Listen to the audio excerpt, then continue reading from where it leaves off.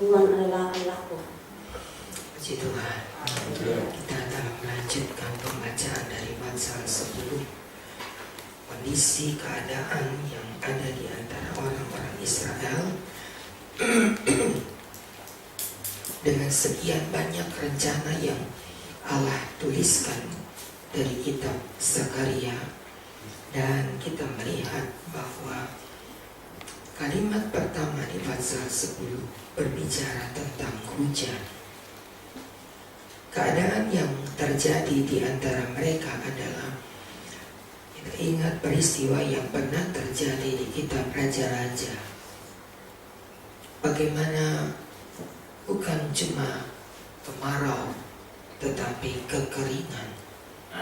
Di dalam kitab Raja-Raja yang pertama, pasal yang ke-17 ayat 1 berkata, berkatalah Elia orang Tisbe dari Tisbe Gilead kepada Ahab, demi Tuhan yang hidup, Allah Israel yang kulayani, sesungguhnya tidak akan ada embun atau hujan pada tahun itu, kecuali kalau kukatakan.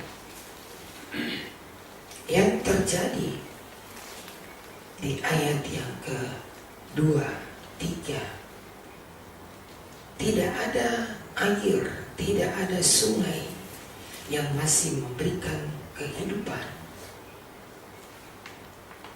Kalau masih ada ibu janda hidup bersama anaknya, sebab ada sebuah sungai, Sungai Kerit, yang masih mengalirkan sedikit air.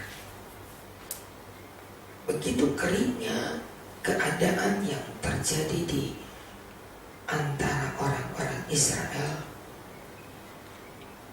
Pasal 18 kitab 1 Raja-Raja ayat yang ke-5,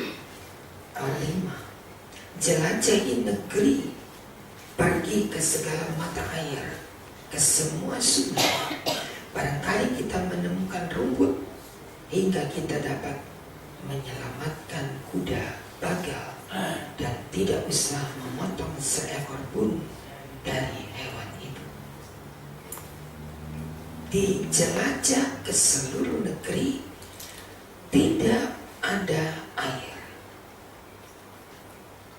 Kalau mungkin tidak ada makanan, kita masih bisa hidup. Tapi kalau sudah manusia tidak ada air, maka sulitnya mempertahankan kehidupan. Ada teriakan kemudian. Kalau dibaca di pasal 18, ada teriakan. Elia menangis, berteriak, berdoa dengan satu kalimat, kirimkan hujan. Tidak ada yang dapat mereka lakukan, kirimkan hujan. Cuma itu yang mereka butuhkan. 3 tahun tidak mendapat embun, tidak mendapat hujan. Dan kalau itu disebut paceklik bagi mereka, ya. Tapi di dalam kitab Zakaria yang dituliskan dan telah kita baca ayatnya, itu adalah paceklik rohani. Kalau di dalam 1 Raja-Raja itu pacekliknya jasmani, keadaan yang amat sangat kering. Maka di dalam Zakaria ada paceklik rohani, di mana tidak ada ibadah yang menyegarkan. Orang masuk beribadah, tetapi kering. Orang masih duduk bersama dalam jam-jam kebaktian, tetapi tidak menikmati kuasa ibadah. Paceklik rohani. keadaan yang sangat menyedihkan dan butuh ada yang berteriak. Ayat 1 kitab Sakaria 10, mintalah hujan. Sama dengan kesulitan makan pada masa paceklik. Orang tidak mendapatkan rumput-rumput hijau, berarti orang tidak mendapatkan makanan-makanan yang menyegarkan. Sekarang kita perhatikan di semua pasar-pasar swalayan ada banyak sekali makanan-makanan yang diawetkan, dikeringkan. Dan kita lihat itu merupakan gambaran makanan-makanan rohani yang diawetkan dalam tanda petik. Tidak ada lagi makanan segar. Masih kelihatannya masih seperti orang beribadah. Kelihatannya masih duduk beribadah. Tapi kuasa ibadah tidak lagi menjadi target setiap ibadah. Yang penting ibadah. Paceklik rohani ini tidak akan dapat ditanggulangi tanpa hujan. Hujan pada akhir musim, hujan pada awal musim, yang ditumpahkan bersama-sama. Adakah orang yang berteriak untuk minta hujan kepada Allah? Pada musim kering seperti ini, masih ingatkah bahwa untuk mendatangkan hujan? Pada kitab Yakobus 5, Elia itu sama dengan kita. Ketika keadaan kekeringan seperti ini diingatkan di dalam kitab Yakobus 5, Elia itu sama dengan kita. Ketika dia berdoa, maka hujan tidak turun. Dan ketika ia berdoa juga, maka hujan diturunkan. Dan bukan cuma diturunkan, tetapi hujan membasahi seluruh tanah. Dan kita perhatikan, rupanya itu yang dinantikan. Di masa kekeringan, tanah-tanah tidak ada yang menyatu. Dengan terap-terap, langkah-langkah tanah itu menjadi merekah. Air yang dipercikan tidak bisa menyegarkan tanah-tanah kering itu. Sebab itu mengapa dibutuhkan hujan pada awal musim dan hujan pada akhir musim yang dicurahkan bersama-sama. Kita butuh ini, saudara, untuk memperbaiki keadaan-keadaan yang ada. Kita cuma butuh hujan yang dicurahkan oleh Allah. Ada hujan pada awal musim dan hujan pada akhir musim. Terjadi ketika ada orang yang berteriak. Elia pergi untuk berpesta, Ahab pergi untuk berpesta. Sebaliknya, Elia pergi untuk berdoa. Orang sedang berpesta pora, kata Injil Lukas 17. Orang makan minum, orang membangun, orang kawin mengawinkan. Mereka lupa hidup pada masa yang mana. Mereka lupa. Lalu kita baca, ingatlah akan istri Lut itu. Masih sempat untuk melihat kekayaan yang ditinggalkan di Sodom Gomora. Masih ingat akan rumah megah yang ditinggalkan. Maka hati seorang istri Lut tidak dapat melepaskan dengan apa yang ditinggalkan. Malaikat berkata, jangan berhenti, jangan menoleh ke belakang. Lut berlari kencang, tapi istrinya menengok. Dan pada waktu yang sama, ia menjadi tiang garam. Kita memang disebut garam-garam dunia, betul. Tapi bukan tiang garam. Kita memang garam dunia. Dan saudara lihat cara kerja garam. Ketika garam itu sudah dipergunakan, masih kelihatan garamnya enggak? Apakah dia dimasukkan ke dalam kuah sayur?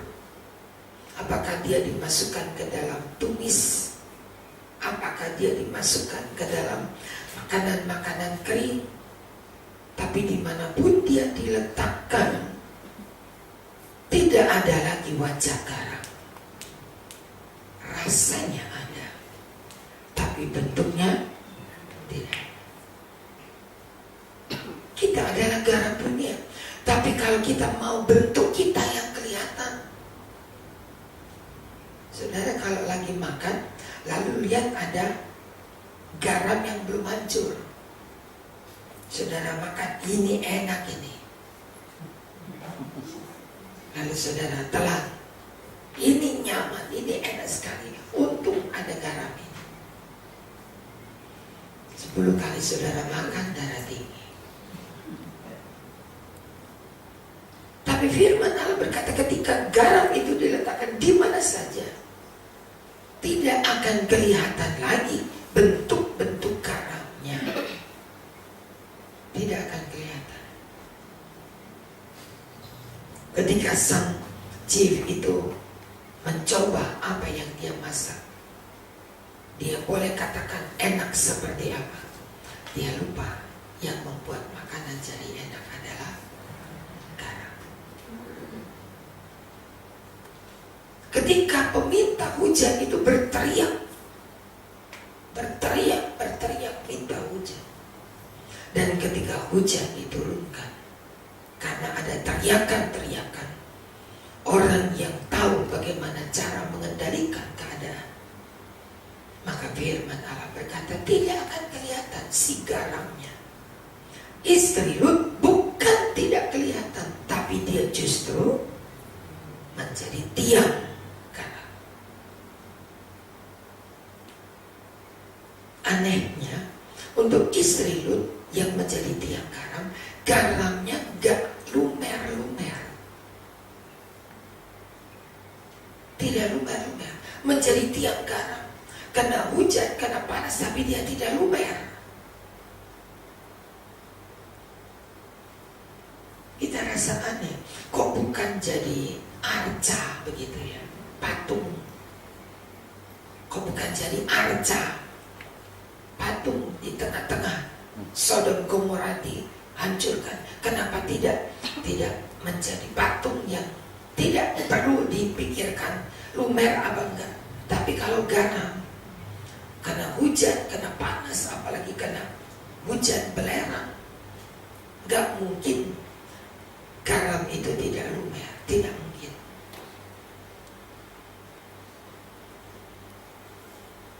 Allah inginkan kita memang disebut garam dunia, tapi jangan kita jadi tiang garam. Karena tiang garam akan menjadi pertanda kedatangan Tuhan. Ada pertanda kedatangan Tuhan ditandai dengan kita sudah tahu tanda akhir zaman, tapi jangan kita yang menjadi tanda akhir zaman itu. Istri Lut menjadi tanda ini loh. Ada orang yang serakah telah tapi dia masih ingat harta yang ditinggalkan. Ketika dia mungkin mulai lihat kanan kiri, waduh, aku belum pakai cincinku, aku belum pakai gelangku, aku belum memakai perhiasan-perhiasanku. Sebagai wanita yang akrab dengan apa yang disebut perhiasan, dia segera menengok, aduh, ketinggalan semua di rumah. Dia tidak memikirkan apa yang diperintahkan, tapi hatinya yang menyimpan hartanya. Karena di mana ada hartanya, di situ ada hatinya. Matius pasal yang kelima. Di mana ada hartamu, di situ ada hatimu. Dan Allah tidak biarkan kita dalam keadaan seperti itu untuk akhir zaman, dalam kondisi paceklik rohani, kekeringan ibadah. Masih beribadah, masih, tapi keringnya ibadah itu karena tidak ada embun ataupun hujan. Embun saja tidak ada. Perlu ada teriakan doa. Di pasal yang ke-11, bukalah pintu-pintu supaya api dapat makan pohon arasmu. Merataplah. Setelah pasal 10, kita lihat ada ratapan. Pasal 12, ada ratapan di Yerusalem. Ayat 11, ratapan di Yerusalem sama besarnya dengan ratapan atas Hadad Rimon di lembah Megido. Negeri itu meratap. Kaum keluarga Daud, kaum keluarga istrinya, kaum keluarga keturunan Natan, nabinya, dan istri mereka, kaum keluarga Lewi, istri mereka, kaum keluarga Simei dan istri mereka, juga segala kaum keluarga yang masih tinggal. Tidak ada satu rumah di Mesir yang tidak menangis pada tulah yang ke-10, kematian anak sulung. Israel dengan kitab Keluaran yang kita baca, tetapi akhir zaman kita lihat ada Zakaria yang berbicara akan ada ratapan. Sebab itu mari, akan ada ratapan, tapi tolong belajar mengerti firman Allah. Sekaranglah waktunya kita sadar. Jangan tunggu nanti ikut ratapan ini. Supaya sebelum ratapan terjadi di seluruh Yerusalem, lebih dulu kita sudah meratap.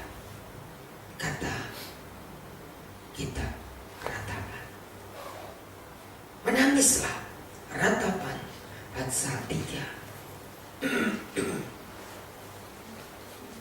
ayat 18. Ratapan 3 ayat 18. Berteriaklah kepada Tuhan dengan nyaring. Cucurkan air mata bagaikan sungai. Jangan berhenti. Jangan matamu tenang. Ayat 19. Bangunlah, mengeranglah pada malam hari. Pada permulaan giliran jaga malam. Curahkan isi hatimu. Angkat tanganmu demi hidup anak-anak yang jatuh pingsan karena lapar di ujung-ujung jalan. Mengapa lapar? Tidak ada makanan. Mengapa tidak ada makanan? Tidak ada hasil untuk dimakan. Mengapa tidak ada hasil? Karena kering. Sebelum Zakaria 12, ada ratapan di seluruh penduduk kota. Sekarang meratap. menangislah, berteriaklah, mengeranglah, angkat tanganmu, supaya ada hujan yang dibuat tanah-tanah menghasilkan tumbuh-tumbuhan untuk dimakan. Kenapa negeri ini dalam kondisi seperti ini? Kenapa? Karena tidak ada orang yang peduli untuk merata, untuk berteriak, untuk minta hujan. Di akhir zaman kita sedang berada di dalam keadaan mau apa kita? Pikirkan diri sendiri, atau kita mulai mengerang, berteriak, meratap? Dalam kondisi seperti ini, apakah masih ada ketika semua keluarga tidak ada yang tidak meratap? Bandingkan kitab Keluaran pasal 12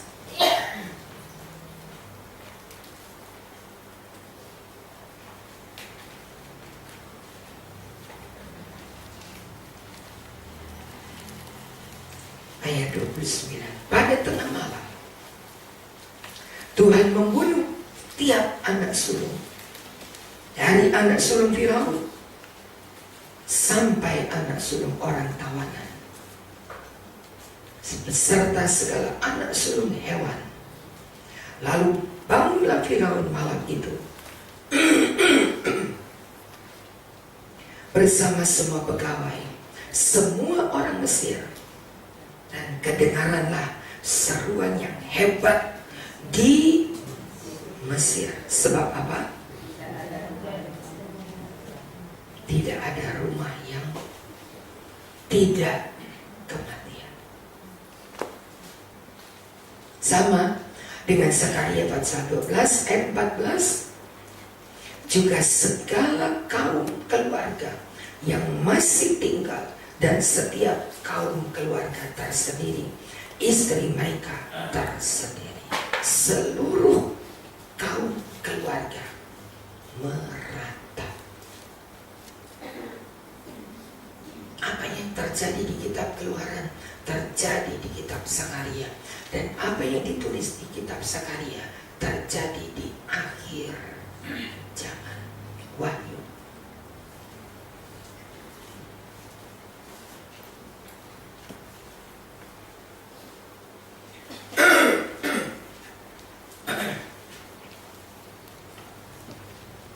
Pasal 18 ayat 18. Wahyu 18 ayat 18. Dan berseru ketika mereka melihat asap api membakar, kota manakah yang sama dengan kota besar ini? Dan mereka menghamburkan debu atas kepala mereka dan berseru sambil, apa katanya? Celaka, celaka kota besar yang olehnya semua orang menjadi, yang mempunyai kapal di laut, menjadi kaya oleh barang-barang yang mahal. Sebab dalam 1 jam ia sudah binasa. Ratapan yang dituliskan di kitab Sakaria, dituliskan di kitab Wahyu 18, ada ratapan yang besar.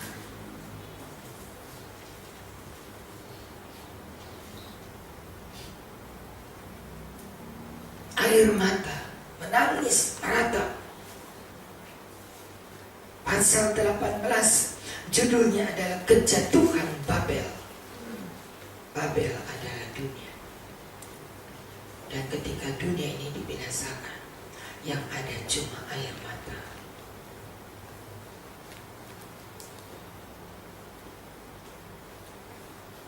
Ada pedang-pedang yang menimpa semua orang.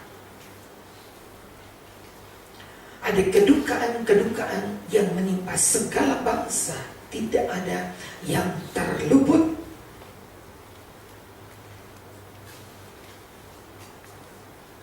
Baru saat itu orang berteriak. Masih ingat cerita tentang Nuh dengan bahteranya. Ketika sudah masuk semua, lalu pintu bahtera itu tertutup. Bagaimana orang di luar? Mereka baru rasakan, oh hujan sedikit nggak apa-apa, naik, naik, naik. 40 hari, 40 malam, hujan lebat. Jakarta sudah siaga-siaga kita ini. Hujan mulai pagi, hujan mulai pagi. Kalau hujan 3 hari berturut-turut, kita bisa gambarkan Jakarta.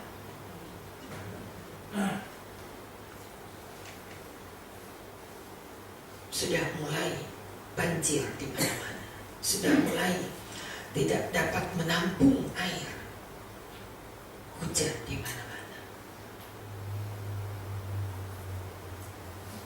Akhir zaman diisi dengan ratapan dan air mata.